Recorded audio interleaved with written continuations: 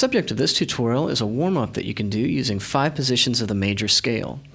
And when you're working on memorizing scales, especially covering the whole neck so that you can use it when you're improvising and playing solos, using it as a warm-up is a great way to reinforce it every day, and just using as little as 10 or 20 minutes to work up a scale and really get it under your fingers and in your head rather than spending 2 hours on it at one time, which you'll have it memorized for a couple days and then end up having to review it again. So let's start out by looking at these 5 positions of the major scale. We'll start out in the key of C, and then we'll look at some applications that you can use in your warm-up down the road. So we'll start with this lowest position of C major. We'll be looking at this shape.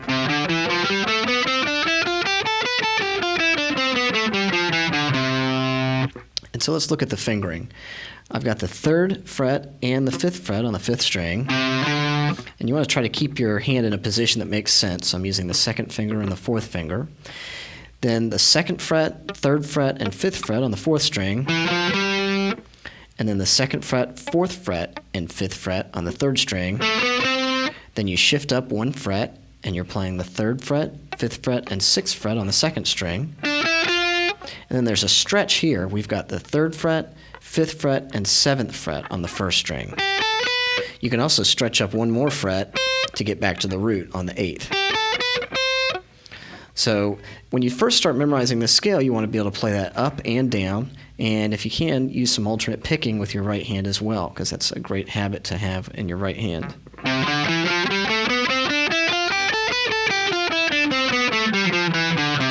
Now there's some notes that go down below this root, so we can go to the 2nd fret on the 5th string, the 5th fret on the 6th string, 3rd fret on the 6th string, then you can stretch down and grab that 1st fret if you want, and then back up.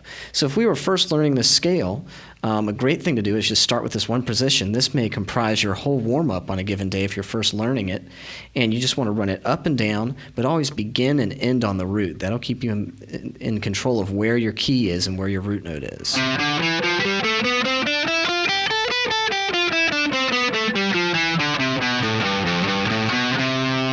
So you could just run that for a few times, and even just the act of learning it, since you start out by playing slowly, will get your hand warmed up to start out with. And then as you get faster and faster at it, you incorporate your other positions and some other techniques.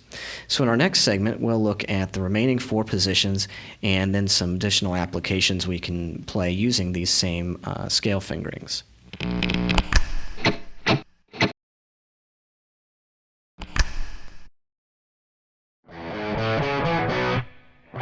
The intro starts on the low E string, and it goes like this.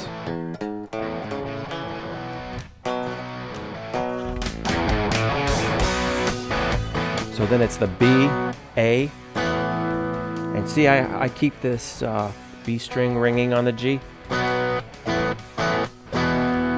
throughout the whole thing.